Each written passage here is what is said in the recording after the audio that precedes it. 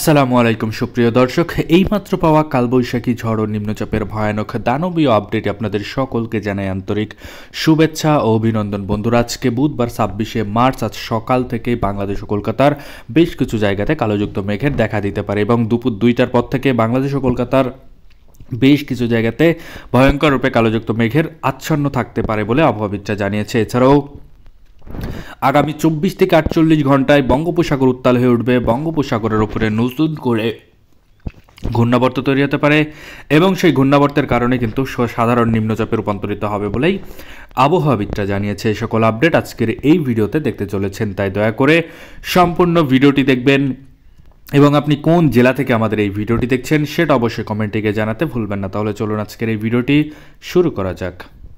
ভিডিওটি শুরু করার আগে ছোট্ট একটা রিকোয়েস্ট করবো, আপনি যদি আমাদের চ্যানেলের নতুন দর্শক হয়ে থাকেন তাহলে অবশ্যই আমাদের চ্যানেলকে এক্ষুনি সাবস্ক্রাইব করে পাশে থাকা নোটিফিকেশন বেল আইকনটি বাজিয়ে রাখুন বাংলাদেশ ও কলকাতার আবহাওয়াপত্র পূর্বাভাস সবার আগে লেটেস্ট আমাদের এই চ্যানেলেই দেখার জন্য। তাহলে চলুন এক নজরে দেখানো যাক বাংলাদেশ ও কলকাতার কোন কোন অঞ্চলে ঝড় বৃষ্টি হবে, কোন কোন অঞ্চলে হবে না, এছাড়াও কোন কোন অঞ্চলে গুড়ি গুড়ি মেঘের আচ্ছন্ন থাকবে সেটাই চলুন এক নজর আমরা দেখে আসি। তো প্রথমে আমরা যদি দেখি সকাল 6টা থেকে, বুধবার সকাল 6টা থেকে বাংলাদেশ ও কলকাতার সমস্ত জায়গা ফাঁকা থাকবে, কোনো ধরনের ঝড় বৃষ্টি হবে না, নিম্নচাপের পূর্বাভাস নেই, কোনো ধরনের আমরা দেখতে পাচ্ছি মেঘের আচ্ছন্ন থাকবে না বলে আবহাওয়াবিদরা জানিয়েছে। এছাড়াও স্যাটেলাইট রাডারের মাধ্যমে সেটা কিন্তু পর্যবেক্ষণ করে দেখতে পাচ্ছি।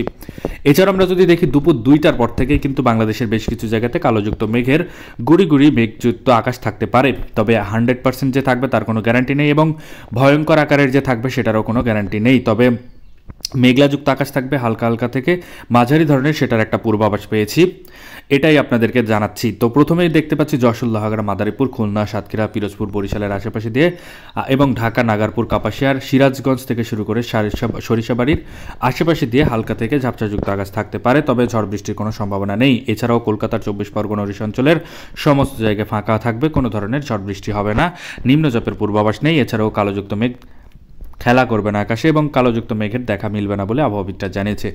এই ছিল আপডেট এবং আগামীকাল বৃহস্পতিবার এবং শুক্রবারের আপডেট যদি আপনি সবার আগে দেখতে চান তাহলে অবশ্যই আমাদের চ্যানেলকে সাবস্ক্রাইব করে সাথে থাকবেন। ধন্যবাদ সবাইকে ভিডিওটি সম্পূর্ণ দেখার জন্য।